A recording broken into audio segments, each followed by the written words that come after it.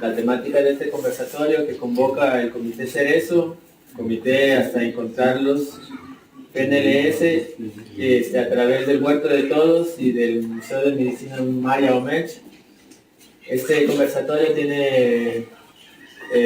lleva el nombre de la sentencia de la Suprema Corte de Justicia de la Nación a favor de Gabriel Alberto Cruz Sánchez y Edmundo Reyes Amaya. Las personas que van a encabezar el conversatorio, se los presento, es Alejandro Cerezo, del Comité Cerezo México. Él es coordinador de Acción Urgente para Defensores de los Derechos Humanos. Y Roberto Mendoza, él pertenece al FNLS y es parte de la Comisión Especial de Búsqueda para el caso de Gabriel y Edmundo Reyes Amaya. Les vamos a dar la palabra y también van a estar interactuando en este conversatorio en diálogo con ustedes, entonces les damos la palabra a ellos. Bueno, pues buenas tardes, compañeros. Pues buenas tardes. Gracias por la invitación al foro. Y pues miren, qué bueno que se han dado tiempo para venir a escuchar en qué consiste esta resolución de la Suprema Corte de Justicia de la Nación.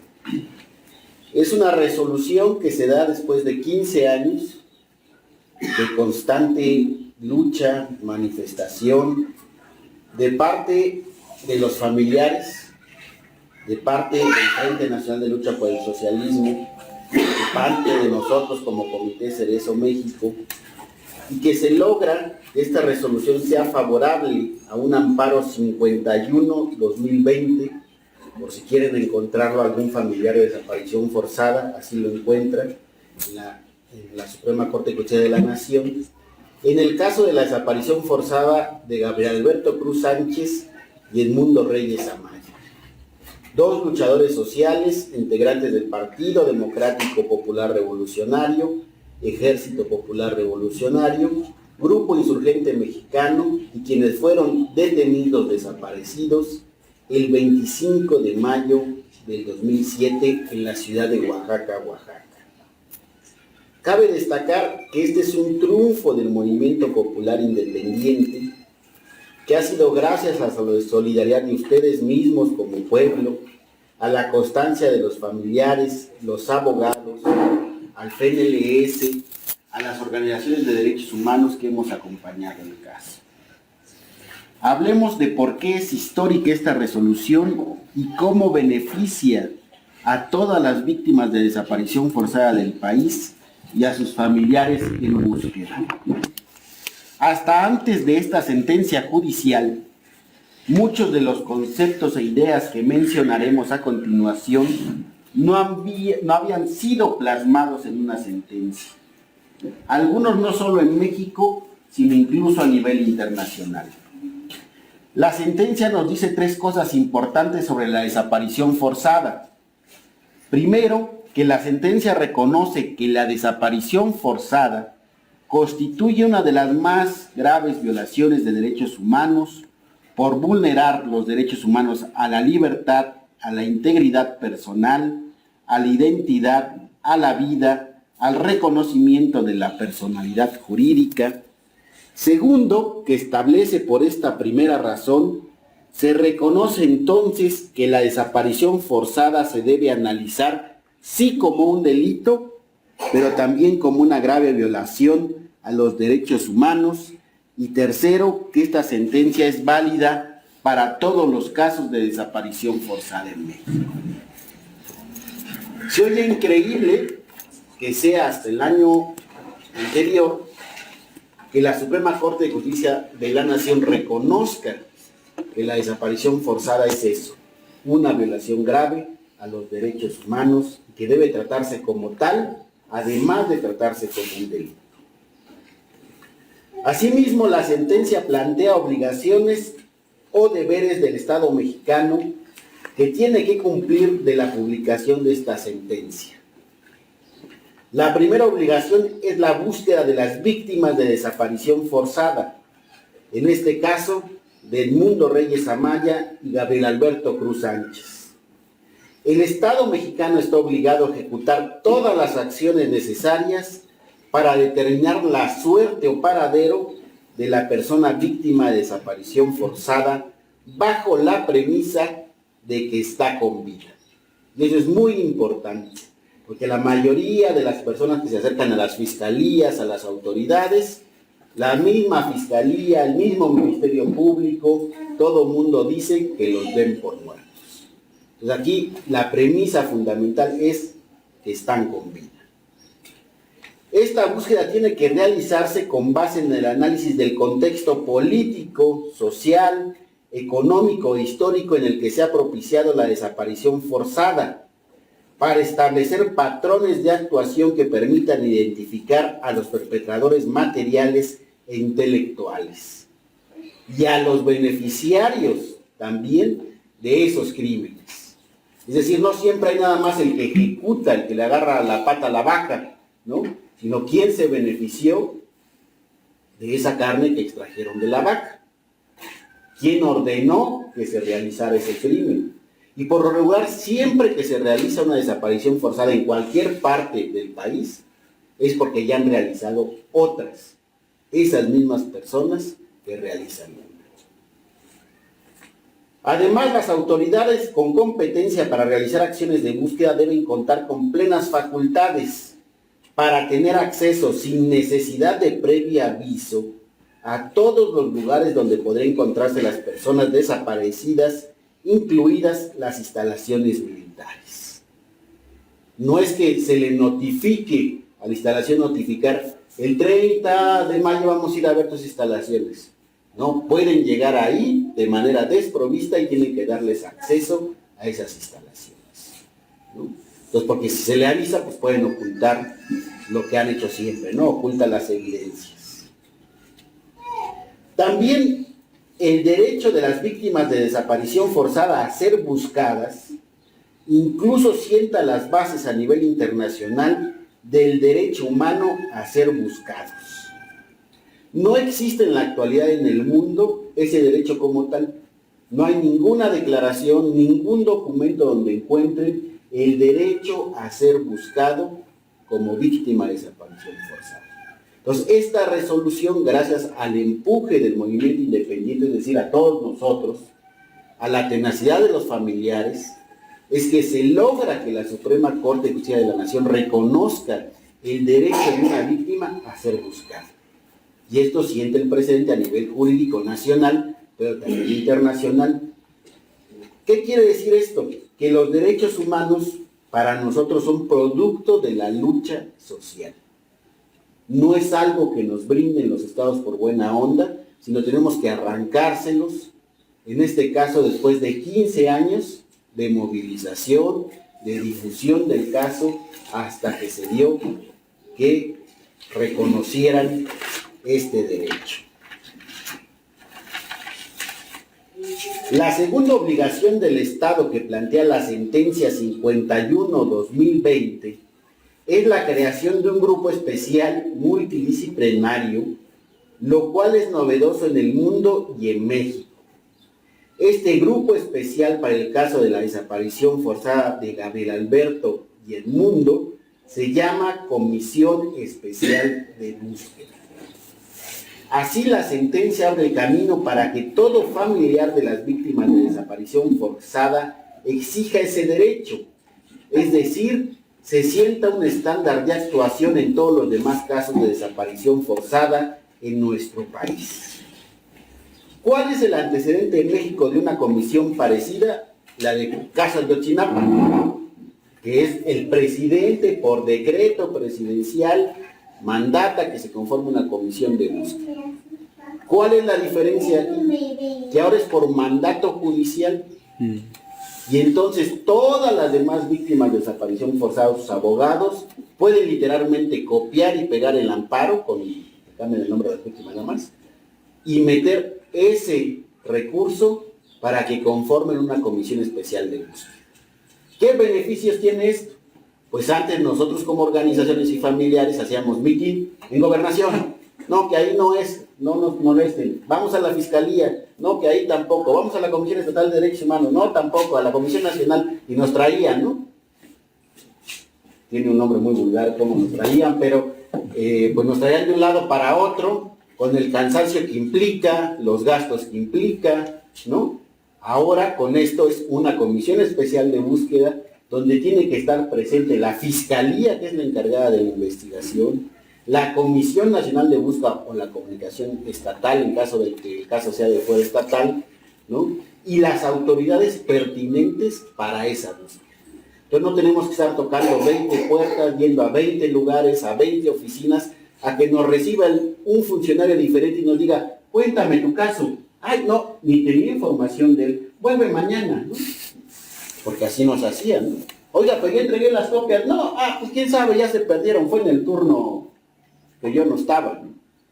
Entonces, ahora, esta ventaja de la Comisión Especial de Búsqueda es que se pueden conjuntar todas esas autoridades para que no nos traigan de aquí para allá. Y el hecho de que incumplan esta obligación es lo otro, son acreedores a sanciones, ¿no? Antes no le podías, pues, ¿de qué manera sancionaba al funcionario que no hacía su obligación? Ahora hay un mandato judicial que si no cumple su obligación, va a ser, incluso alcanza penalidades de cárcel. La tercera obligación del Estado que resulta de esta sentencia es la de investigar primero de oficio toda desaparición forzada. O sea, ya no es que llegan y digan, pues no denunciaste. No, te toca a ti como autoridad, por oficio, investigar la desaparición forzada. Segundo, debe permitir la participación de las víctimas en los procesos de investigación. Tercero, debe investigarse también como una violación de derechos humanos. Y aquí viene algo muy importante. La desaparición forzada de una persona puede ser demostrada mediante pruebas testimoniales, indirectas y circunstanciales, así como con el contexto y la práctica general de la desaparición forzada, es decir, con un estándar atenuado, le llaman los abogados. Porque, ¿qué es lo que tienen que hacer las víctimas de desaparición forzada? Casi llevar los huesitos y decirle, mira hijo, tú desapareciste, yo te vi, aquí tengo la foto, el video, ¿no? Que tú fuiste policía quien hizo esto. Eso es muy difícil de obtener, ¿no? Ahora basta con los testimonios, con lo que antes le llamaban los abogados prueba indirecta, ¿no? Para que se acredite el delito de la desaparición forzada, ¿no? Entonces eso es importante porque siempre todas las familias y las víctimas tienen que estar buscando casi restregarle al Ministerio Público que sí fue una desaparición forzada cuando es a todas luces evidente. Incluso este estándar atenuado, que es las siguientes luchas que vienen, es que puede investigarse así también otras violaciones de derechos humanos como en la ejecución extrajudicial. La ejecución extrajudicial no existe en el Código Penal mexicano. No van a encontrar el delito de ejecución extrajudicial, van a encontrar el de homicidio. Pero el de ejecución no.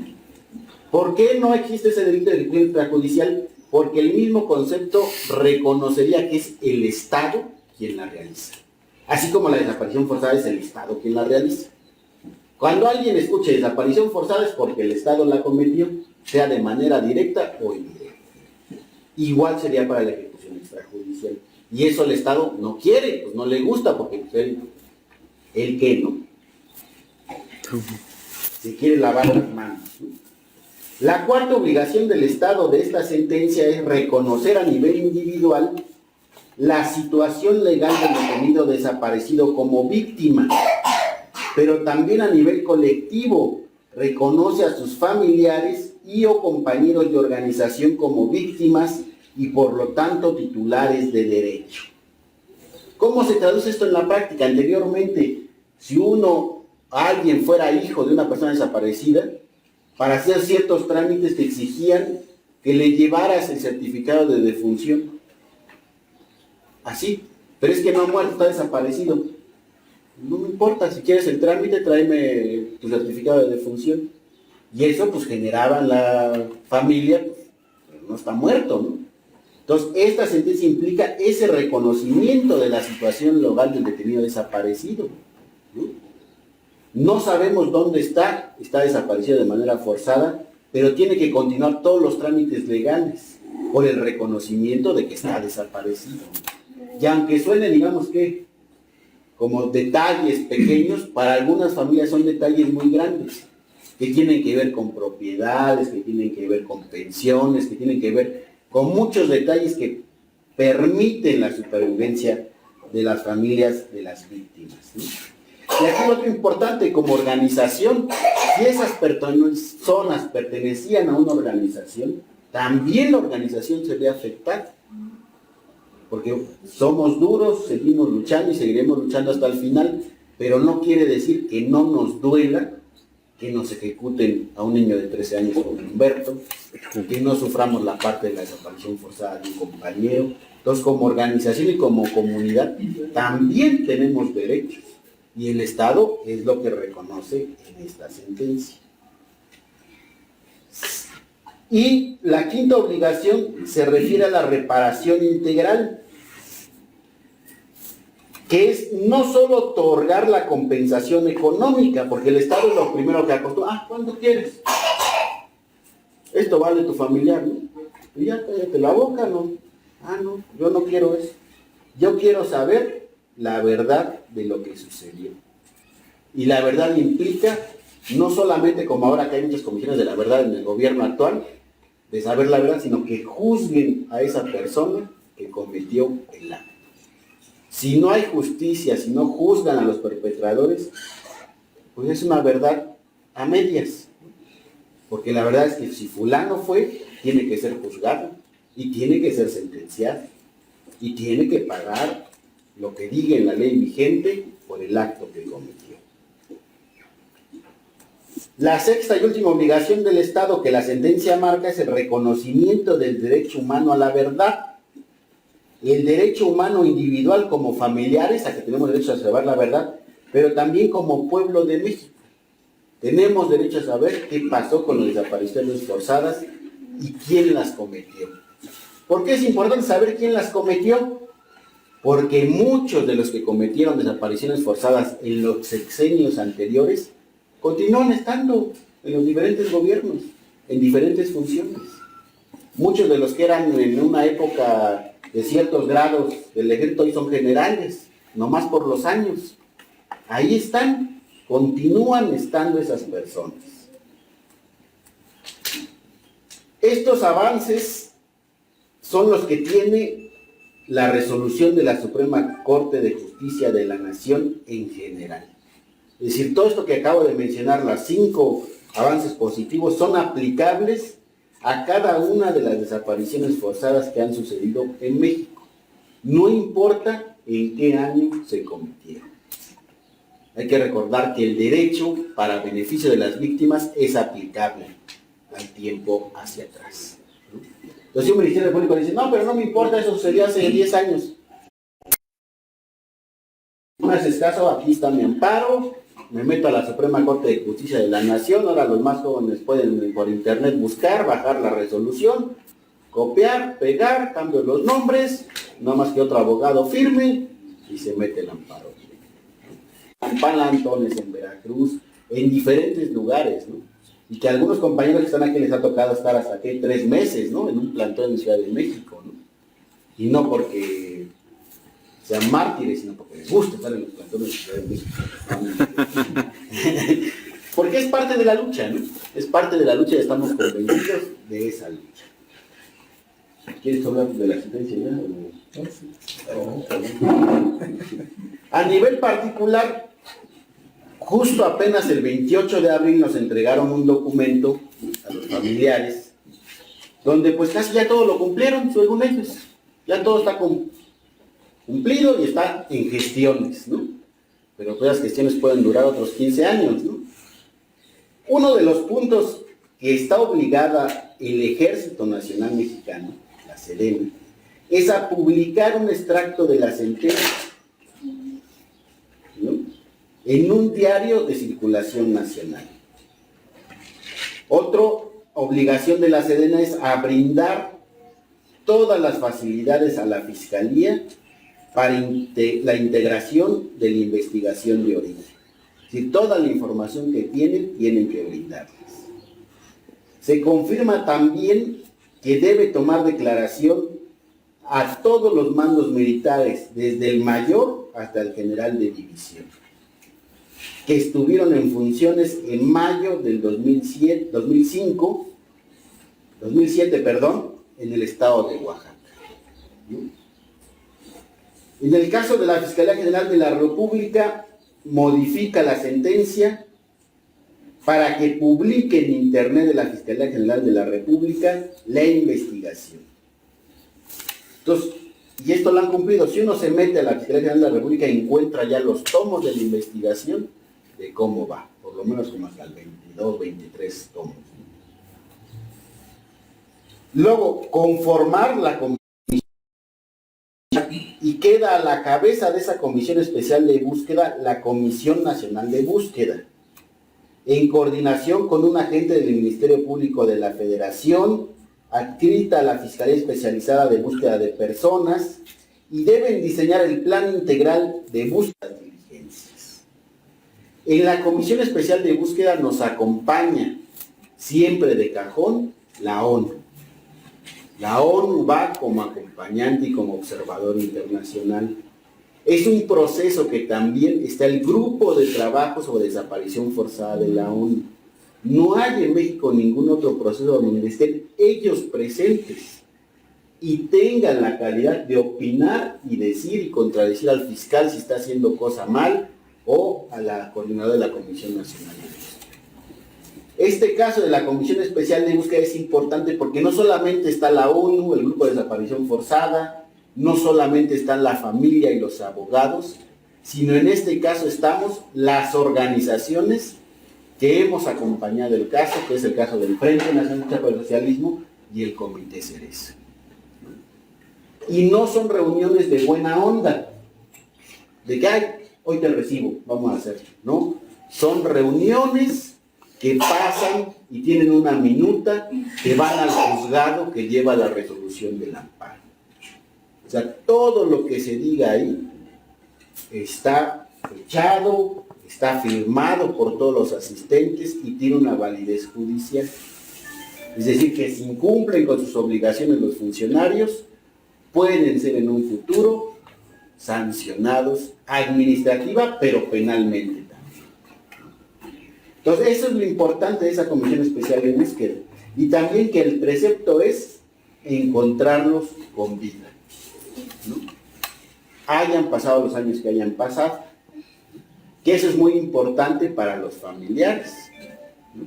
Y para nosotros las organizaciones también, ¿no? Porque es preferible encontrar un compañero con vida que sin ella.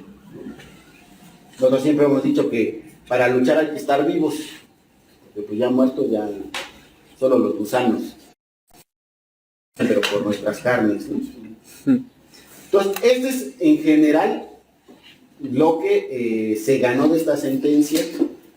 Recordar, si hay familiares y víctimas, que únicamente la organización puede lograr este tipo de cosas.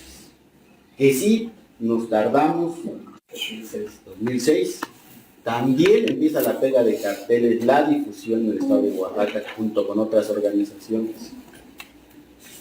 ¿Qué es lo importante también? Que la familia permanece ahí, a pesar de las amenazas, del hostigamiento, que no solamente han sufrido sus familiares, también el Frente Nacional, también nosotros como organización, pero que creemos que las víctimas tienen ese derecho a ser buscadas. Y que ese derecho, la única manera de ganarlo es ejerciéndolo. ¿Y cómo lo ejercemos? Exigiendo la aparición con vida de esas dos personas que fueron luchadores sociales, que son luchadores sociales y que no sabemos su paradero. Vamos a darle la palabra a Roberto.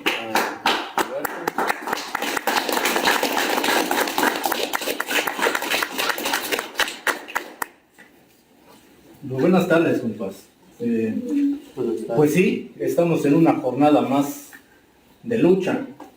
Es la continuidad de una jornada que ya se realizó el año pasado, a partir del mes de abril, más o menos, terminó más o menos el mes de agosto, una duración de algunos meses, precisamente en torno a la exigencia, la consigna, siempre la hemos tenido muy claro, la exigencia de presentación con vida de la víctima, ¿verdad?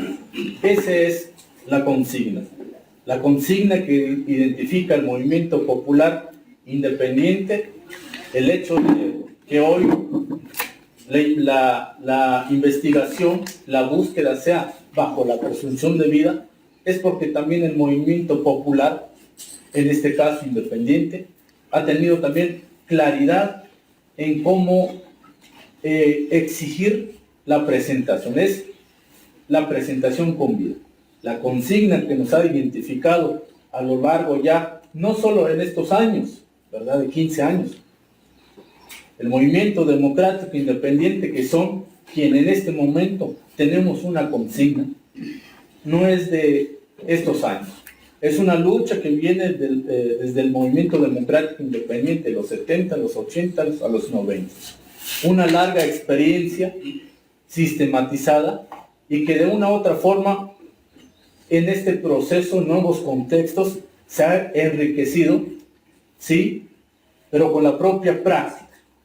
Bueno, el caso de Gabriel Edmundo, recordemos en qué contexto se da y además quiénes son. Ya el compañero comentó que Gabriel Alberto Cruz Sánchez y Eduardo Reyes Amaya son dos, en su momento, el movimiento popular, las propias familias, la sorpresa de que en este caso de Nadine Reyes Maldonado y Margarita Cruz Sánchez, es decir, sus familiares se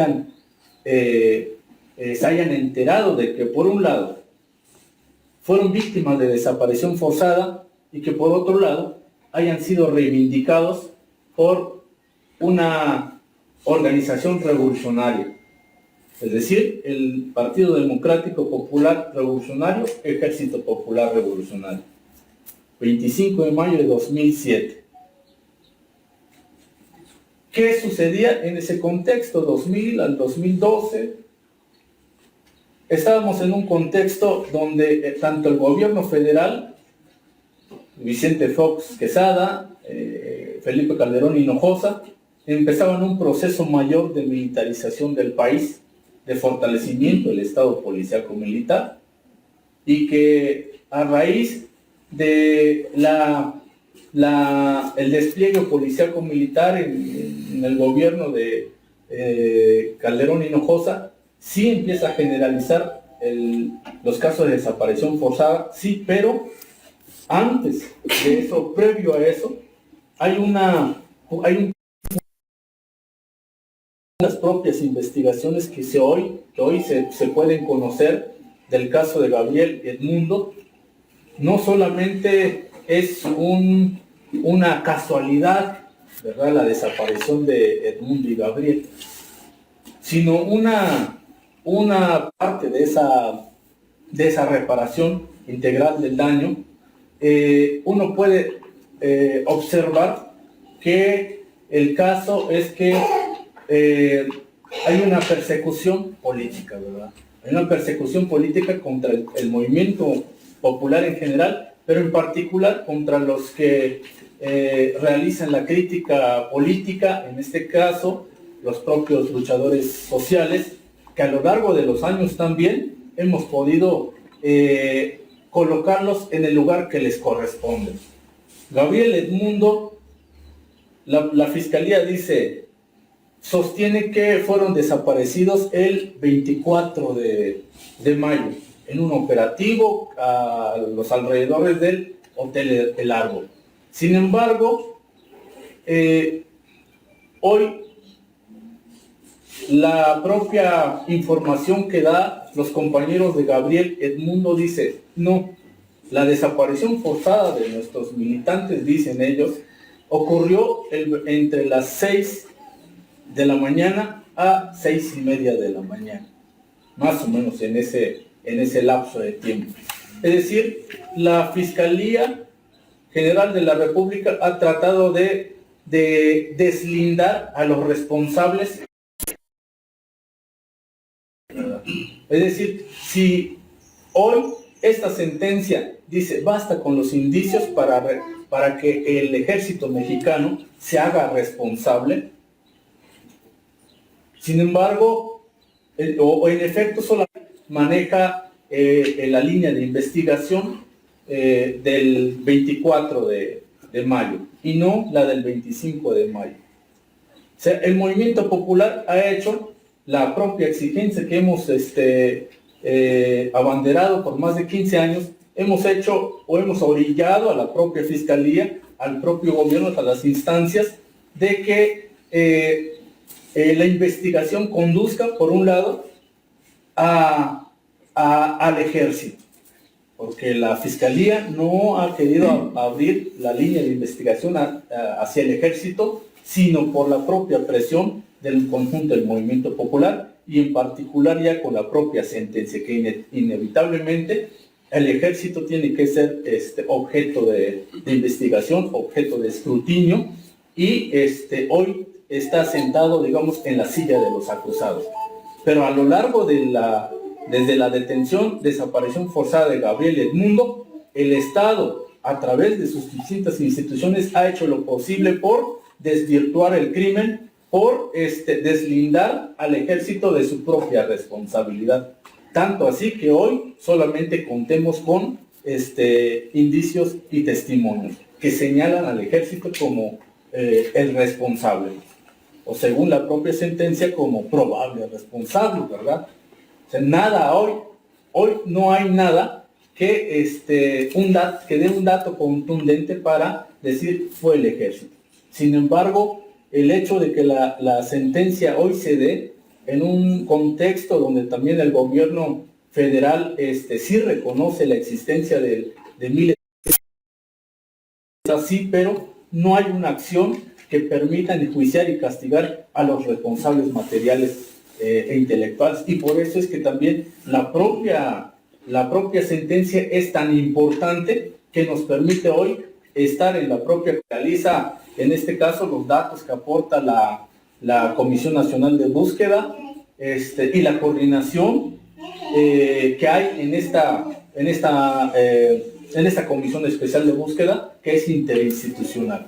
Es decir, sí es un logro del movimiento popular independiente, es trascendente, es histórico, y que la invitación, en efecto, es para el pueblo en general a conocer esta sentencia y en particular a las víctimas.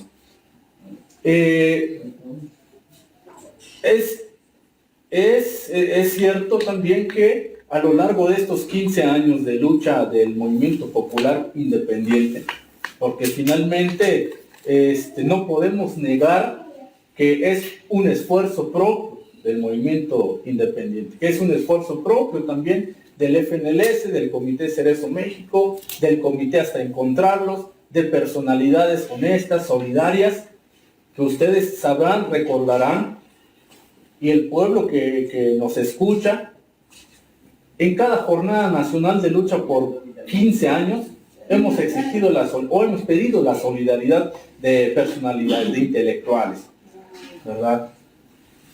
A través de la publicación de la firma de desplegados, a través de las jornadas de lucha, como ha dicho el compañero, plantones, mítines, volanteos carreteros, y que en ese proceso de exigencia, ¿cuál ha sido la propia respuesta del Estado? Digo, en eso tenemos que ponernos a pensar, porque si bien hoy estamos desenmascarando al propio Estado, al ejército como perpetrador de un caso de desaparición forzada, hay una larga lista detrás del ejército que es señalada como responsable material en miles de la desaparición forzada y la ejecución extrajudicial. Y en ese proceso de exigencia, de movilización, de protesta popular, hemos sido también objeto de la criminalización. 2007, 2008, 2009, ¿qué es lo que recordaban portaban las mantas, las lonas, el rostro de los desaparecidos. Eran las marchas del propio de 10 personas, 15 personas, 20 personas, es decir, un movimiento que en el 2007 empezaba a denunciar la existencia de la desaparición forzada en pleno siglo XXI y que una parte o una buena parte del movimiento popular, que no es que desconozca los casos de desaparición forzada, pero que decía que en pleno siglo XXI la desaparición forzada era cosa del pasado. Es decir, la desaparición forzada como la que ocurrió o la que conocemos de los años 70, 80, 90, y que por cierto hay una comisión que es creo la 69 al 90. 60 al 90, que el Estado les permitió hoy entrar a los campos y cuarteles militares en la búsqueda de los desaparecidos. Sí, en efecto, podemos observar que la desaparición no es cosa reciente, que ha sido una política de Estado y que en el 2006, 2007 empieza ya en un contexto de terrorismo de Estado y que tanto en el 2006, 2007 no solamente fue este caso, sino otros casos más, como el caso de Daniel y Virginia Ortiz del Movimiento de Unificación y Lucha Triqui, el caso de Lauro Juárez, ¿verdad? El caso en el 2011, que en ese mismo contexto de terrorismo de Estado, del maestro, lo que se conoce como la propia AP, ¿verdad? Hay comisiones de la verdad, el de Oaxaca, que registró decenas de casos de desaparición forzada y decenas de ejecuciones extrajudiciales. Esa información nos permite, en efecto, comprender cómo sucedió el caso de Gabriel Edmundo y quiénes son los responsables. Y sobre ese eje es que tenemos que mantener el propio esfuerzo del movimiento popular. Tiene que ser a través de la movilización, y si bien somos criminalizados, tenemos que generar espacios que nos permitan romper con ese cerco mediático y romper con esa campaña de criminalización que ha sufrido y que es objeto del movimiento popular ya durante todos estos años. El movimiento popular independiente en particular. Hoy el ejército, mandos militares del ejército están compareciendo desde el 17 de abril hasta el 17, más o menos a mediados 16-17 de mayo. Es decir, el ejército hoy está siendo investigado. Queremos determinar o saber cuál es el paradero de Gabriel Edmundo, y solamente lo pueden responder, solamente el ejército nos puede decir el paradero de Gabriel Edmundo. Sin embargo, lo que podemos observar es que la Secretaría de la Defensa Nacional y el Ejército, pues, en particular, no está en la disposición de abonar en la exigencia de justicia y castigo, de abonar a la verdad y a la justicia, lo que se convierte no nada más en un problema para este caso, sino un problema que hay resistencia de parte del Ejército mexicano a sentarse en la silla de los acusados y a ser juzgado y a ser castigado. Porque en tanto una desaparición forzada siga siendo cometida, tener la exigencia, compas, y que el pueblo a nivel general debe también comprender que no es un asunto personal, en tanto que la desaparición forzada hoy no es un asunto de una familia. Chiapas ha sido uno de los estados que en estos últimos años y que en estos últimos meses se han presentado varios casos de desaparición forzada, y que precisamente por eso la propia jornada también arranca en este estado con la idea de que a través de la masificación de la información puedan tener conocimiento del fallo de la Suprema. En ese sentido, compas, el movimiento popular debe mantener clara la propia exigencia, debe identificar que el Estado no nos está tratando con, con bondad, ¿verdad? De muy buenas maneras. Es un acto de buena onda. Sí, hay una campaña de represión en contra nuestro. Hay una campaña de represión, hay crímenes que se han cometido en contra nuestra por el hecho de abrazar la exigencia de presentación con vida de Gabriel y Edmundo. Están varios casos, el caso de nuestro compañero Fidencio Gómez Santis, el detenido desapareció el 5 de marzo de 2016, está el crimen contra nuestro compañero Héctor Santis, Humberto Morales, Ramiro Rodríguez, está el del compañero Efraín. Es decir, ante la exigencia de presentación con vida, se nos niega o se nos quiere callar con nuevos crímenes de lesa humanidad o quieren desviar nuestra propia exigencia.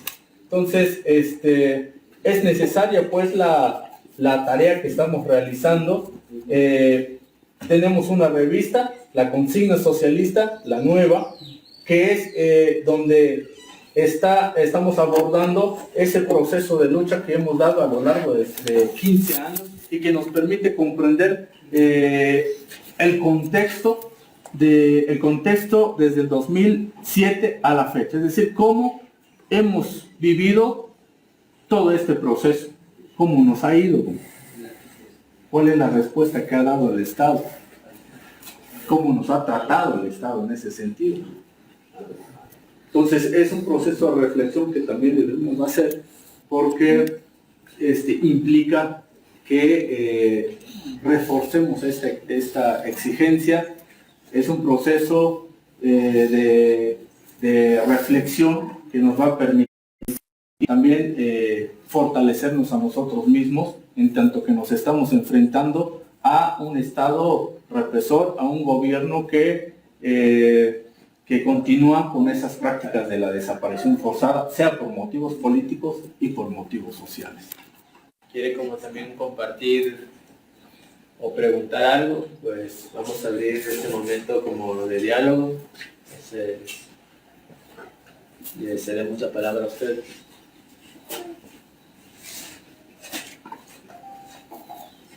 Si ustedes quieren poner algo más, algo que quieran como que sea como la forma de diálogo.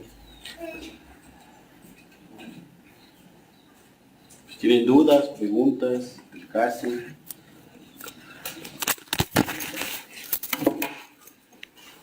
¿Quieren conocer algo más del caso?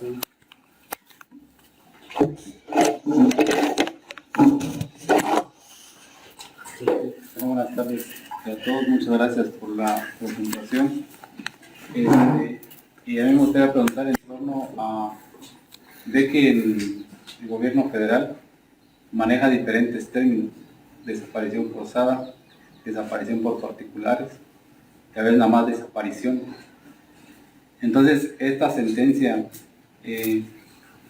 solo va a favorecer a los casos que son por desaparición forzada en términos de la definición jurídica que da el Estado, o de manera general, ¿cómo se entiende esa perspectiva de ese logro? Hay dos delitos tipificados bajo la Ley General contra la Desaparición Forzada, que es la desaparición forzada y la desaparición por particulares. En este caso va a beneficiar a todos los casos por desaparición forzada. Se puede trasladar al caso por desaparición particulares, todavía no hay alguien que lo haya hecho, pero al menos al que beneficia directamente es a las víctimas de desaparición forzada. Gracias. Y un poco a tu pregunta, cuando el Estado utiliza el término de desapariciones en general, lo que hace es borrar la especificidad de la desaparición forzada y que el Estado es el responsable de ese tipo de desaparición, ¿no? En este caso en concreto es aún más complicado porque es una desaparición forzada por motivos políticos. Entonces, si de por sí el término genérico de desaparición borra que existe la desaparición forzada, pues borra aún más que hay una desaparición forzada por motivos políticos. Es decir, que el Estado, motivado por una ideología, por una política, desaparece personas que están opuestos a su política como Estado, que son actores políticos, ¿sí? Como es el caso de los dos integrantes, ¿no? Que pertenecen a un partido, tienen un programa máximo, un programa mínimo, que son un actor político a nivel. Y otra pregunta es de cómo va el proceso en términos a la Comisión Especial de Búsqueda. Bueno, la cuestión de la Comisión Especial de Búsqueda. Ahorita se está por terminar abrir la línea de investigación hacia el ejército, que ese es en lo que hemos insistido. Pero en esta misma revisión que hace poco se dio del análisis de contexto, había la intención de parte de la propia, a través de la Comisión Nacional de Búsqueda, es decir, el Estado a través de la Comisión Nacional de Búsqueda, tratar de deslindar al ejército. Sí se menciona al ejército en un inicio, pero al final, en las conclusiones, el ejército no aparece como actor, como responsable en este crimen de lesa humanidad. Cuando en este caso los propios indicios, los propios testimonios señalan al ejército como el responsable. ¿Qué debe de hacer? ¿Qué más tiene que hacer la Comisión Nacional de Búsqueda? Ahorita es el seguimiento, el ubicar, el realizar el análisis de contexto, integrar nuevos testimonios y en este caso la Fiscalía también está haciendo lo propio. Hace lo propio en el sentido de que hoy los mandos militares que estuvieron en función en el 2007 ya están compareciendo. Eso es de conocimiento de todos los que integran la Comisión Especial de Búsqueda y y ese seguimiento que le da la Comisión Especial de Búsqueda al caso tiene que estar enterada de todo lo que la Fiscalía haga, lo que la Comisión Nacional de Búsqueda haga, lo que la Comisión Ejecutiva de Atención a Víctimas haga, la CEAV, o lo que la Secretaría de Gobernación haga. Sin embargo, ¿en qué estado está la Comisión Especial de Búsqueda? Se creó en septiembre, el 3, me parece, de septiembre, no recuerdo, del año pasado, 2022.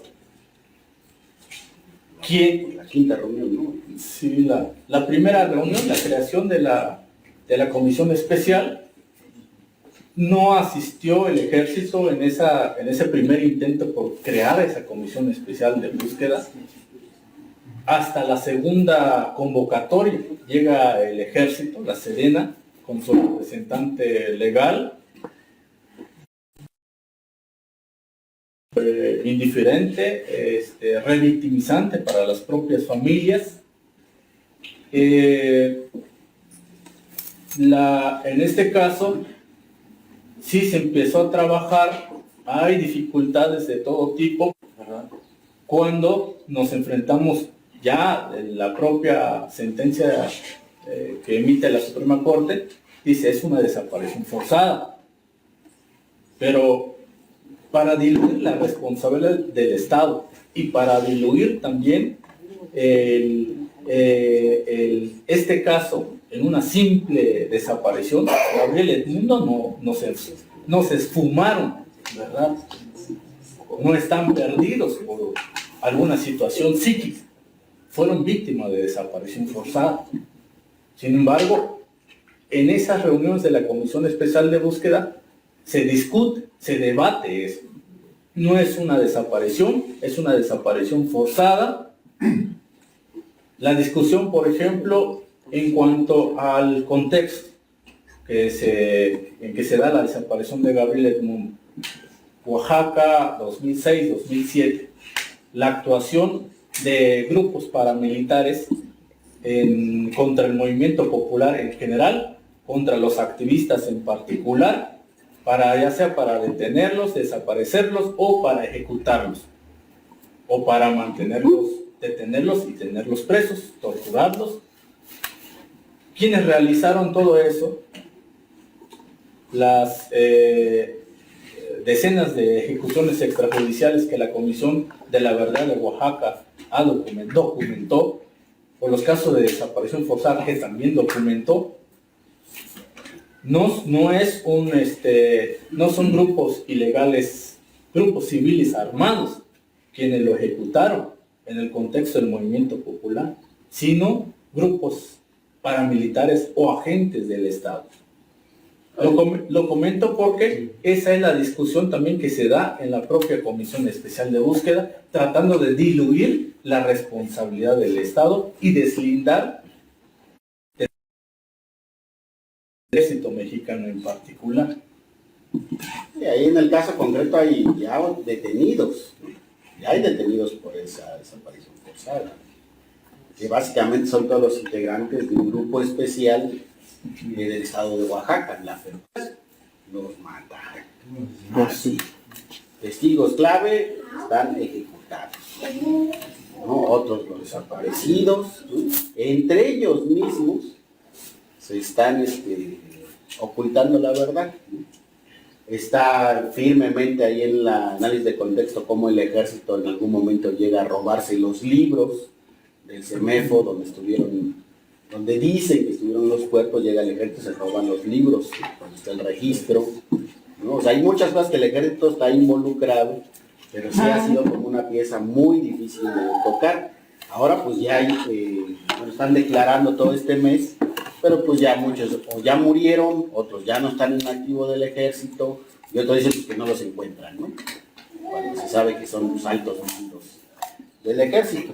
Entonces, lo de que dice el contexto es importante porque este mismo grupo es quien realiza la represión en toda la región de los Icha, después del 97, ¿no?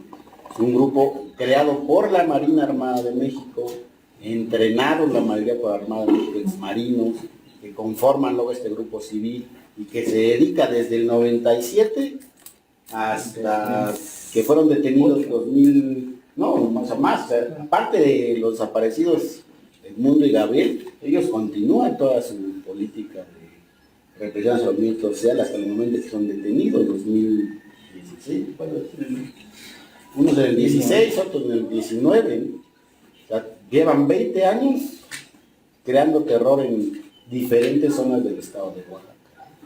Como Estado, ¿no? Como integrantes de la Armada, luego como integrantes de la Policía Estatal. O sea, eso nos referimos cuando todo el análisis de contexto, pues quiénes eras, qué hicieron. Estos que hicieron esto seguramente hicieron más. Y hay que develar esos más, ¿no? Que los familiares se acerquen. Sí, comentar que la Comisión Especial de Búsqueda tiene ciertas limitantes. Es un caso específico para Gabriel y Edmundo, ¿verdad? Y es nada más para juicio y castigo a los responsables materiales e intelectuales, ¿verdad? Es un proceso largo que puede ser 1 año, 2 años, como dice el compañero, 10, 15 o 20 años, porque va a depender también de la propia respuesta que el Estado dé y el propio empuje que dé el movimiento popular, en tanto que hemos dicho que esta conquista de la sentencia ha sido fruto del movimiento popular a nivel nacional y que beneficia a las víctimas. Es un caso ejemplar, digamos, porque este caso tiene la Comisión Especial de Búsqueda. ¿Qué es lo que estamos buscando, en efecto? Que otros tengan la oportunidad de conocer la propia sentencia para que existan otras comisiones especiales de búsqueda de otros casos de desaparición forzada. Entonces, la ventaja, como decimos, es que está en esa comisión especial de búsqueda todas las instituciones que deben de coadyuvar en este proceso de exigencia de presentación con vida y de castigo a los autores materiales e intelectuales. Que como hemos dicho, la dificultad ¿cuál es? Hay una tendencia por dejar siempre a los responsables del nivel más bajo, de castigar a los responsables del nivel bajo y tratar de diluir todo el crimen a nivel estatal, a nivel local, y evitar a toda costa que sean castigados los altos mandos militares. Estamos hablando ya de si el jefe supremo de las Fuerzas Armadas es el gobierno en turno, por tanto estamos hablando de que sería enjuiciado y castigado el propio expresidente Felipe Calderón, es el jefe supremo de las fuerzas, y que también en ese contexto no solamente se cometió este caso, pues, sino hay cientos o miles de casos de desaparición forzada. Hablamos nosotros como movimiento de más de 350,000 casos, y que el gobierno especial de búsqueda está porque también estamos enfrentándonos los familiares, las víctimas, con el Estado, es decir, la Comisión Nacional, la Fiscalía, la Secretaría de Gobernación representan finalmente los intereses del Estado. Y allí es donde ellos van a llevar los intereses del Estado. Por tanto, el movimiento que representa a las víctimas va a debatir y va a tratar de que no resulte ganador ahí la propia propuesta del Estado, porque eso es lo que estamos viviendo en la propia Comisión Especial de Búsqueda. Una pregunta, quisiéramos saber cuál ha sido el papel o la actitud que ha asumido la CNDH cuando quien está en cargo al frente de esta comisión tiene un hermano desaparecido, y si la CNDH forma parte también de la Comisión Especial de la Verdad. Bueno, no forma parte de la Comisión Especial de Búsqueda. No forma parte de la Comisión Especial de Búsqueda. Para el caso, de una u otra forma, ha sido receptiva, ¿verdad?, la Comisión Nacional de Derechos Humanos, pero lo que observamos a estas alturas, ya casi finalizando el sexenio de Obrador, es que también ha tenido una serie de quejas en contra de la Comisión Nacional de Derechos Humanos, en tanto que es hasta cierto punto distante de otros casos del propio fenómeno que hay a nivel nacional, el fenómeno de la desaparición forzada, que pues también tiene sus propias limitantes, no es un órgano que permite enjuiciar y castigar, ¿no?, sino hacer las recomendaciones. Y en el caso de Gabriel y Edmundo hay una recomendación que emitió la Comisión Nacional de Derechos Humanos en el año de 2009, me parece, y ahí es precisamente que acabó la Comisión Nacional de los Derechos Humanos, ¿no? Yo creo que también debería tener un papel más activo, ¿verdad?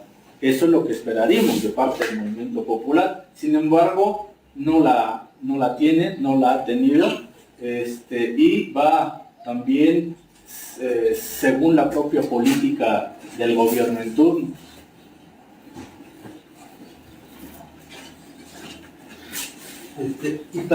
Buenas tardes.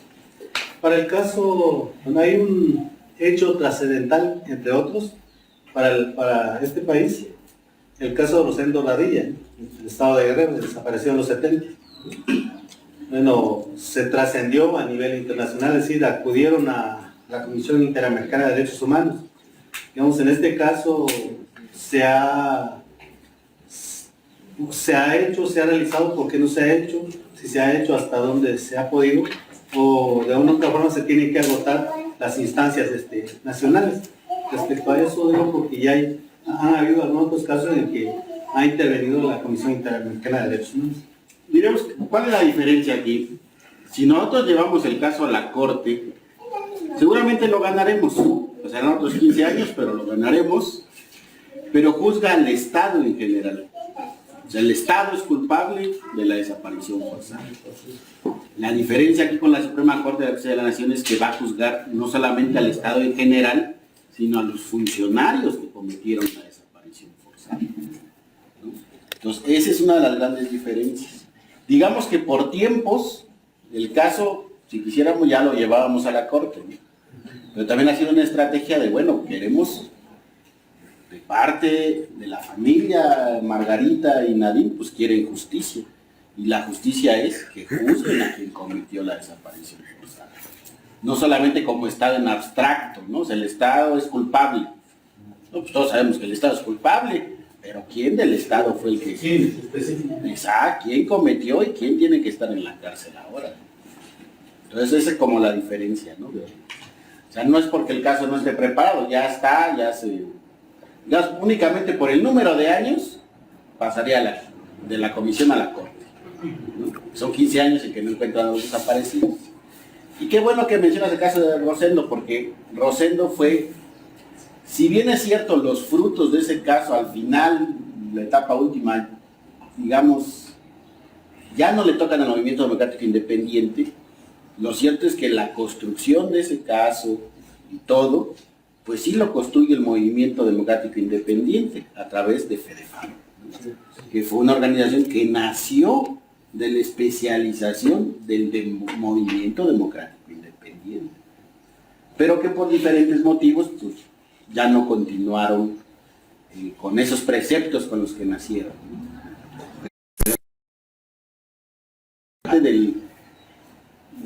Si lo vemos en perspectiva histórica, esos primeros casos grandes pues, fueron los que construyeron, pues mucha gente, así como estamos aquí, mucha gente soportó, brindó solidaridad, aunque pues fueron... Tal vez lo que se puede comentar ahí también es que pues, la indolencia con el que actúa el gobierno, porque en el caso de Rosendo sí está la condena, ¿verdad?, del Estado mexicano, y de cierta forma está la reparación. Le entregan un cheque a Tita Radilla con el nombre de Rosendo Radilla. ¿Sí? ¿Quién va a cobrar ahí? No, y le piden ahí es lo absurdo, le piden el acta de defunción de Rosendo Radilla. O sea, a ese ridículo llegaron, ¿no? Entonces, esta sentencia, ¿cuáles de los avances que tiene? Que reconoce el derecho del desaparecido y la situación jurídica ilegal. No está muerto, está desaparecido, pero eso no quita los beneficios que tienen las otras víctimas. En este caso, Tita, ¿no? O sea, esos pequeños detalles que el Estado siempre va a buscar, es como una empresa, ¿no? El Estado, la letra pequeña para joderte y volverte las cosas al revés, ¿no? Porque no quiere reconocer su responsabilidad. Y mucho menos sufrir esa responsabilidad en el sentido de que juzguen a la gente que cometió lo que cometió. Ahora, en este gobierno actual, pues por todos lados hay conmemoraciones de la memoria y la verdad, ¿no? Pero habría que preguntarnos cuántas personas han sido juzgadas por esos hechos donde han hecho memoriales de la verdad y donde han hecho reuniones que parecen más burla que otra cosa, ¿no? El hecho de que un familiar entre al campo militar número 1 sin los peritos forenses, sin todo el equipo técnico que podría hacer posible encontrar a una víctima de desaparición forzada, es una burla. Porque pues a mí me dejan entrar y yo qué sé, tampoco no tengo mirada de Superman de rayos X, ¿no? Ahí tendría que estar el equipo perito, hacer los peritajes, ver bajo la tierra todo lo que hay. Digo, lo que saben esa profesión, ¿no? De película, han visto series de películas, ¿no? Esa balita que atraviesa la tierra y se ve todo lo que hay en la tierra, se han removido, se han construido, los drones, o sea... Por eso es que el gobierno actual se ha vuelto astuto, porque tiene a sus víctimas con las cuales hace sus eventos, les da su palmadita, ya te reconocí. Ya llégale, ¿no? Básicamente le está diciendo eso, porque no le está dando justicia. Te doy la verdad, sí, el Estado fue malo. Uy, sí, malísimo, ¿no? Vamos, lloremos juntos, qué malos fueron. Pero no estoy juzgando a quien lo realizó, porque el que lo realizó no el señor Cabecita de Algodón, sino todos los generales que antes fueron de rangos menores, siguen estando en el poder. Y algunos siguen siendo comandantes de regiones y zonas militares. Maya. Eso es el poder económico. está volviendo al ejército parte de la burguesía. Y en ese sentido van a ser partes y cómplices de las ganancias que tengan. Entonces es un riesgo bastante fuerte.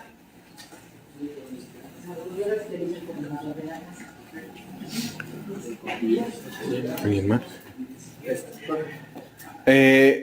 El fenómeno de la desaparición ha sido no sé, una serie de eventos que ha sembrado mucho al país, ¿no? De norte a sur.